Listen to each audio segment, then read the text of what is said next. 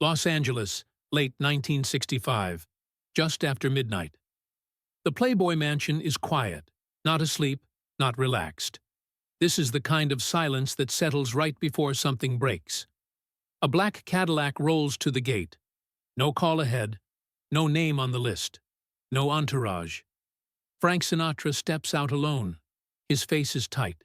No smile, no performance. The man who never waited for permission doesn't bother asking for it now. Inside the house, no one stops the music. But people stop breathing the same way. Someone at the door hesitates. Someone else looks away. The rules are still intact, but everyone feels how fragile they've become. 12 minutes after Sinatra enters the mansion, one woman will lock herself in a bathroom, shaking. Two men will quietly lose their access forever. And Hugh Hefner will do something he has never done before. Break the rules he built the house on. By morning, there will be no police report, no headlines, no witnesses willing to talk. But one truth will be permanent. Frank Sinatra will never be welcome at the Playboy Mansion again. Not because of scandal, not because of ego, because that night, Hefner understands something far more dangerous than the mafia, an icon who believes the rules were never meant for him. Let us know where you're watching from, and we hope you enjoy the story. The first signs of the conflict never appeared in public. They lived in side corridors, in handwritten notes passed between editors, in decisions that looked like ordinary business and felt like quiet betrayal to the people who noticed them. By 1960, the Playboy Club in Chicago was already more than a nightclub. It was a controlled environment. Men entered it to feel chosen, measured, redefined. Hefner was building a type, the calm, well-paid, self-directed man who didn't need protection, didn't owe favors, didn't bow to invisible hierarchies. He didn't sell rebellion. He sold independence packaged as elegance. Sinatra stood for something older and louder. His name still opened casino doors in Las Vegas that no magazine could touch. His dinners ended with envelopes changing hands. His friendships weren't social. They were structural. You weren't invited into his circle. You were accepted into it. And once inside, you were expected to remember who made the introduction possible. At first, Playboy wanted him. Editors floated covers. Advertisers pushed for it. One photograph could have doubled circulation overnight. Hefner stalled. Not openly. He simply delayed approvals, changed photo directions, quietly revised concepts. Then, inside the company, a short line appeared in a private editorial memo. No figures with verified organized crime affiliations to be positioned as brand icons. It didn't mention Sinatra. It didn't need to. A few months later, another proposal died without explanation. A Rat Pack-themed issue that had already been partially photographed. The negatives were archived. The copy was reassigned. The photographers were told it was a timing decision. Inside the building, people understood the message. Someone eventually told Sinatra. Not directly. It came through a producer who'd overheard an assistant complain that Playboy now referred to him as a remnant of old Hollywood. The phrase landed harder than any headline ever had. It suggested expiration. It suggested irrelevance. Worse, it suggested that a younger man was quietly redefining the rules of belonging. Sinatra didn't call Hefner. He didn't send anyone. He simply stopped returning invitations that carried the Playboy name, and at the same time began appearing in rooms where Playboy advertisers did business. Deals didn't collapse. They hesitated. People didn't cancel. They delayed. That was how pressure worked in his world, not with threats, but with pauses. Inside Playboy, the response was procedural. New guest policies were drafted. New background checks were introduced under the pretext of protecting brand integrity. No announcement was made, no explanation offered. But the walls of the mansion, once flexible, became selective. It wasn't a feud. There were no public lines drawn. It was an invisible war between a man who represented inherited power and another who was quietly teaching a new generation that power could be redesigned. And in that silence, the first rule was born, not as a sentence, but as a direction. No one tied to old systems would be allowed to define the new one. Sinatra never forgot who had started that shift. By the mid-60s, the mansion no longer relied on charm alone. It ran on procedure. Guests felt it the moment they stepped inside. The smiles were still warm, the lighting still soft, but the margins for error had narrowed.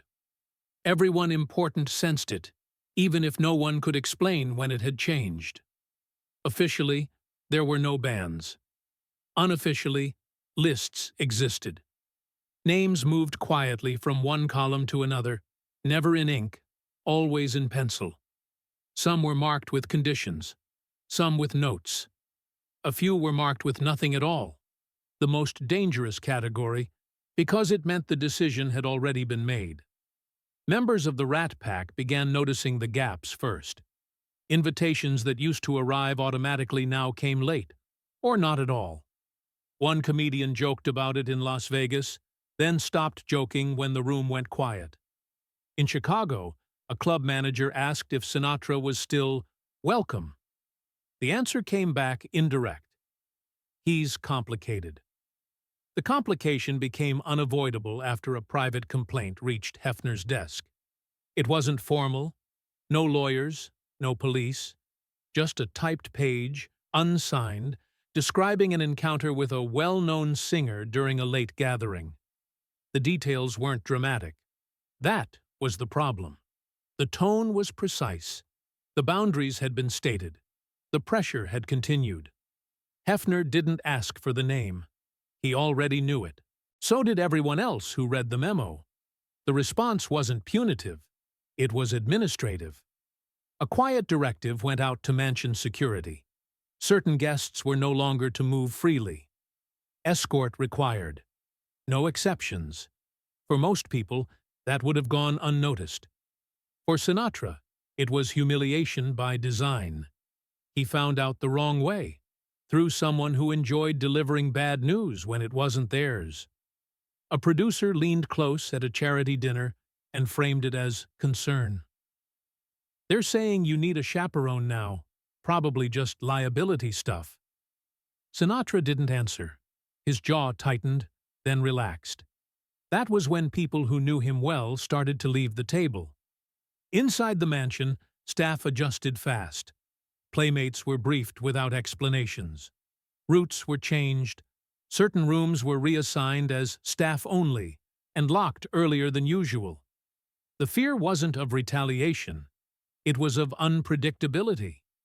What unsettled people most wasn't what Sinatra had done. It was how often others had looked away before. The rules weren't created because of him. They were enforced because of him. By the end of that year, his name sat in a strange place. Not banned, not welcome, controlled. Sinatra didn't confront Hefner. He waited. In his world, time was leverage, and when the moment came, he wouldn't ask permission. He arrived without calling. That alone was a statement.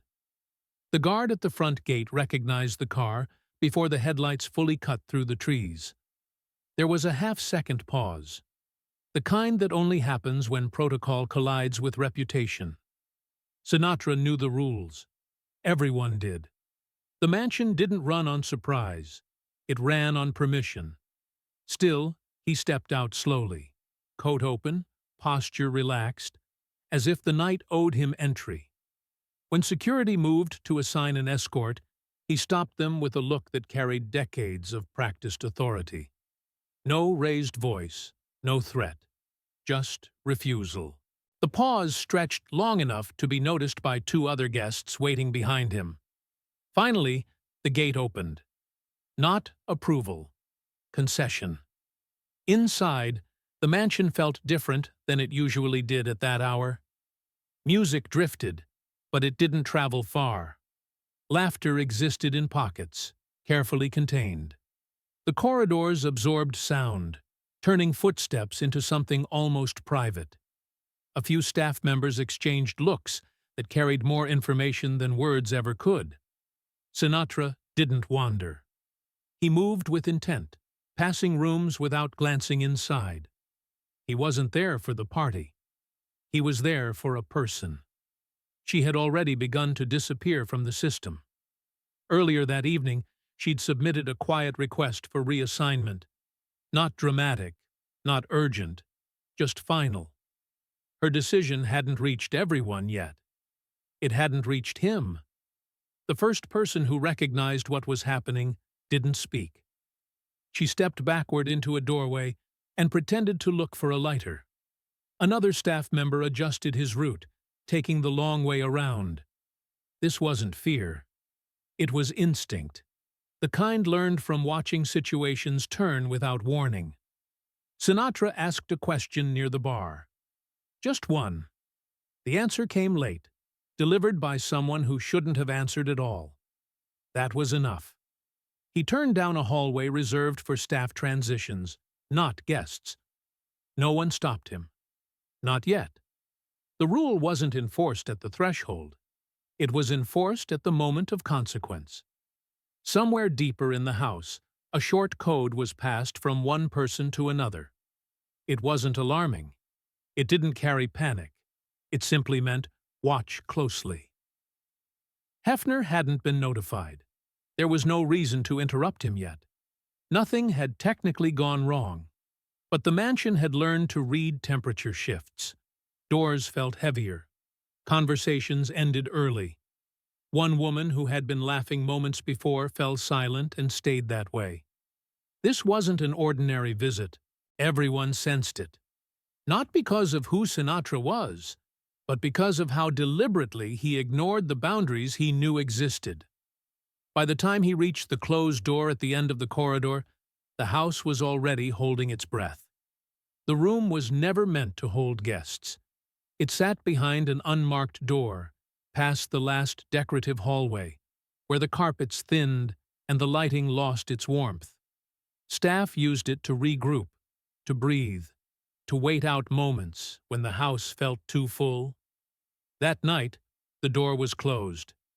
It shouldn't have mattered. It did.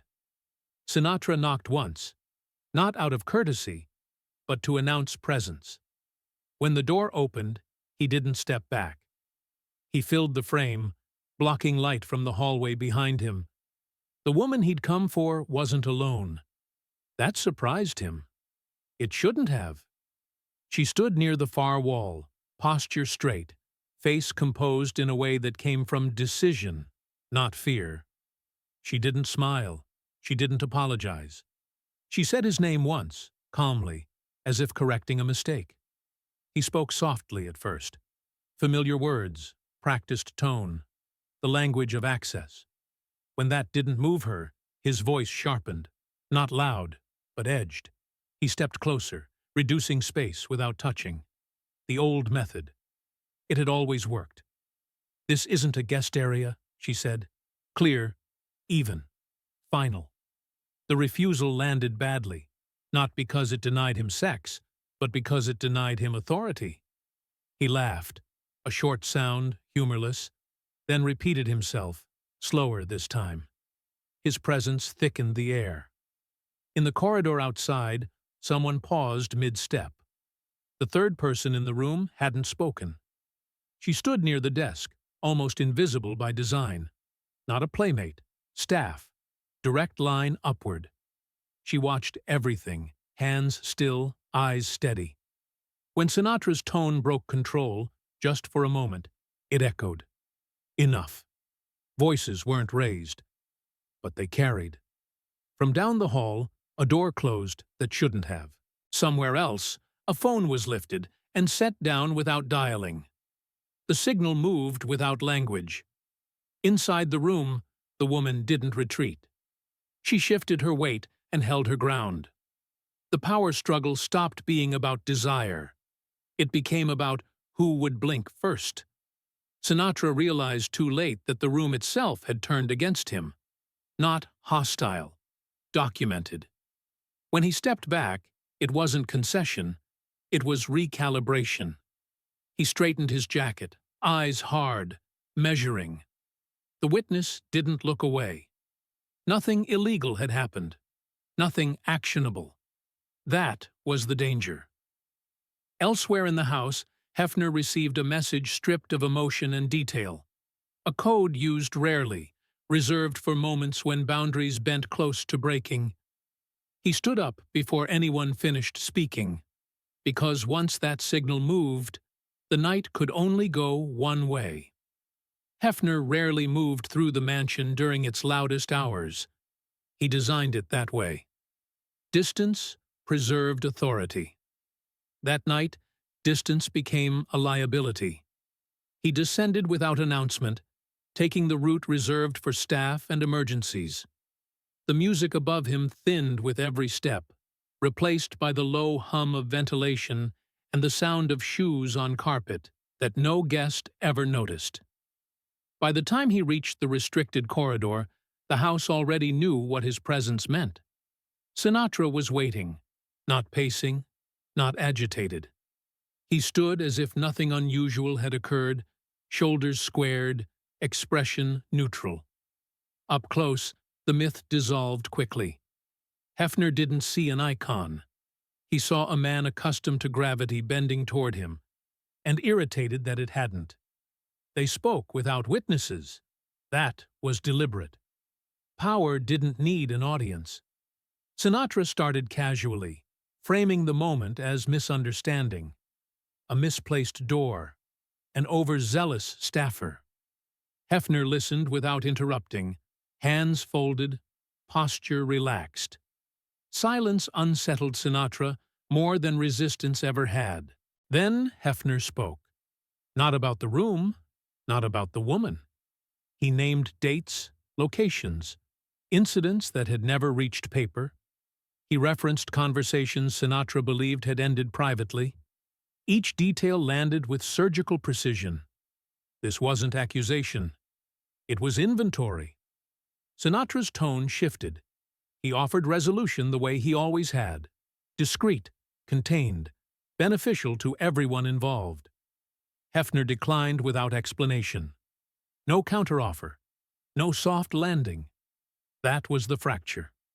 For the first time, Sinatra was facing a system that didn't need him. One that had already calculated the loss and accepted it. His voice hardened.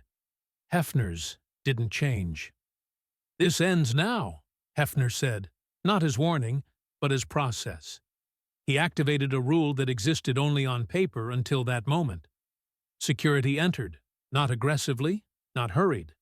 Their role wasn't removal, it was record. Names logged, time stamped, doors opened in sequence. Sinatra understood what was happening before anyone explained it. He didn't argue. He didn't raise his voice.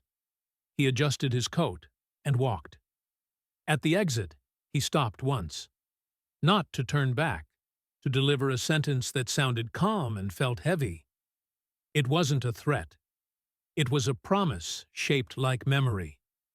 Hefner watched him leave without response. When the gates closed, the mansion exhaled. Not in relief, but in realization. Something irreversible had just occurred. The rules still stood. But now they had teeth. Nothing followed. That was the first sign something had changed. The days after the incident passed without headlines, without whispers loud enough to trace. Sinatra's name didn't appear in print. No denials, no corrections. The silence felt intentional, engineered. Inside the industry, however, small adjustments began stacking into patterns too precise to dismiss. An artist scheduled for a Playboy charity event withdrew citing conflicts. A week later, another followed. A Vegas venue that had hosted promotional dinners suddenly advised its partners to diversify associations. No accusations were made, no doors slammed. The pressure arrived sideways. Advertisers didn't pull contracts. They paused, asked for revisions, requested meetings that led nowhere. Someone in Chicago mentioned hearing Hefner's name in conversations where it didn't belong. Not with anger, not with warning, but as a variable being tested. One longtime ally stopped returning calls altogether. No argument, no fallout, just absence. Hefner noticed everything. He didn't respond publicly or privately. He didn't confront intermediaries. He didn't send messages through shared acquaintances. He did the opposite of what was expected. He tightened the structure. Access protocols were rewritten. Every movement logged. Escort rules standardized without exception. Rooms previously flexible were reassigned, locked, monitored. Documentation replaced trust. The mansion didn't become hostile, it became exact. Staff sensed the shift immediately. Not fear, but discipline. The kind that removed ambiguity. The kind that made power visible only through consistency. Hefner understood what was happening. This wasn't retaliation. It was calibration. Sinatra's world was checking whether Playboy would fold quietly, adjust tone, seek compromise. Hefner refused to acknowledge the test at all. That refusal carried weight. Weeks passed, then months. The pressure didn't escalate. It stalled. The absence of reaction disrupted the rhythm Sinatra's influence depended on. Without resistance, there was nothing to push against. Inside the mansion, the mood changed. Conversations shortened. Late-night improvisation disappeared. Women who had considered leaving stayed, not out of loyalty, but because the environment no longer depended on favors or moods. Control replaced charm. Sinatra remained outside the gates, unseen but present in effect. Hefner didn't pretend otherwise. He accepted it as a cost of survival. Power, he understood, wasn't loud. It was what endured when noise failed. The mansion remained open, and it did not bend. By the late 70s, the mansion looked unchanged to outsiders. The gates still opened on cue. The parties still carried the illusion of ease. Music drifted into the hills the way it always had. But inside, nothing ran on instinct anymore. Every rule that governed the house traced back to one quiet night years earlier. New staff were trained without context. They learned procedures, not stories. Certain names were never spoken, not because they were forbidden, but because they no longer mattered to the system. Sinatra's absence became permanent, without ever being announced. His image never appeared in Playboy's pages. His songs were never selected for events. Playmates who arrived years later knew him only as a distant legend from another era, someone who belonged to a world that no longer had access. Anonymously, long after the fact, a former operations manager would admit that the security architecture was rewritten because of a single incident involving an untouchable guest. It wasn't about protection. It was about removing exception. The most revealing consequence surfaced quietly. Several women who had prepared to leave that night didn't. Not because they felt saved, but because the environment shifted from personal power to procedural control. Advancement stopped depending on moods, favors, or reputations. It depended on compliance with structure. Some thrived. Others walked away later, on their own terms. Hefner never revisited the decision publicly. In interviews, when asked about icons and influence, he spoke in abstractions. Once, near the end of his life, he allowed himself a single sentence, delivered without emphasis. Icons are more dangerous than enemies. They're forgiven for too long. He never named Sinatra. He didn't need to. The mansion survived every scandal that followed. Lawsuits, cultural shifts, public re-evaluations. It endured because it had already learned the cost of indulgence. That night wasn't about two men. It was about a system deciding whether it would be governed by charisma or by limits. Years later, the gates still stood. Different guests arrived, different rules applied, and no one remembered exactly why one rule existed, only that it was never broken.